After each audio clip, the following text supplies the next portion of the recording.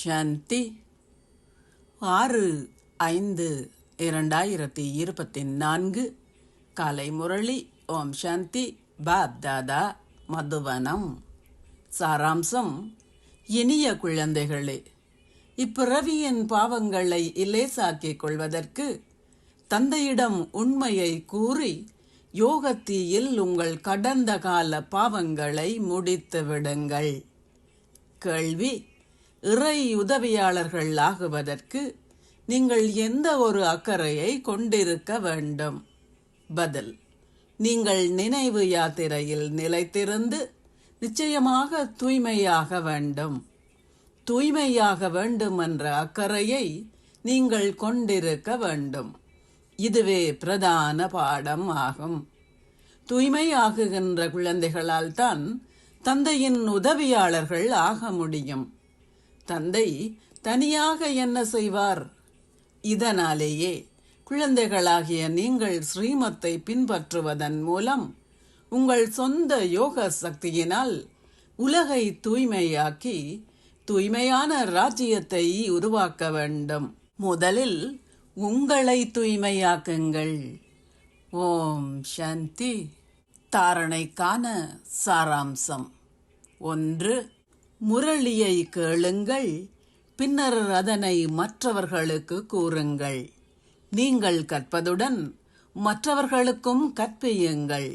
நன்மை அளிப்பவர் ஆகுங்கள். உங்களுடைய பஜ் நீங்கள் ஒரு தூதுவர் என்பதற்கான அடையாளமாகும். ஆகவே சதா உங்கள் பஜ்ஜை அணிந்திருங்கள்.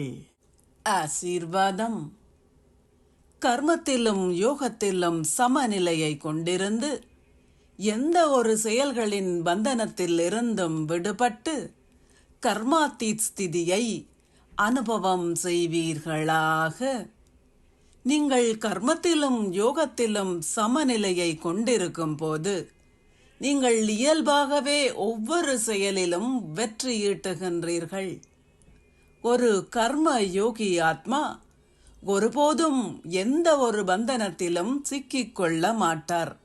எந்த ஒரு கர்ம பந்தனத்தில் இருந்தும் விடுபட்ட ஒருவர் கர்மாத்தீத் என அழைக்கப்படுகின்றார். கர்மாத்தீத் என்றால் செயல்களுக்கு அப்பால் செல்வது என்று அர்த்தம் அல்ல.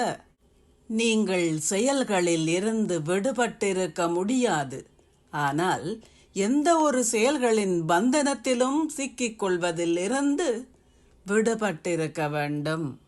அத்தகைய கர்மயோகி ஆத்மா தனது சொந்த செயல்களினால் பிற ஆத்மாக்களின் செயல்களை மேன்மையானது ஆக்குவார்.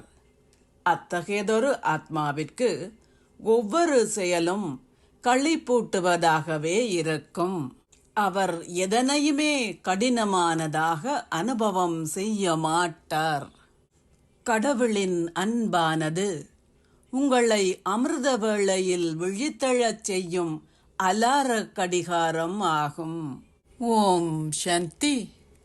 நன்றிகள் பாபா.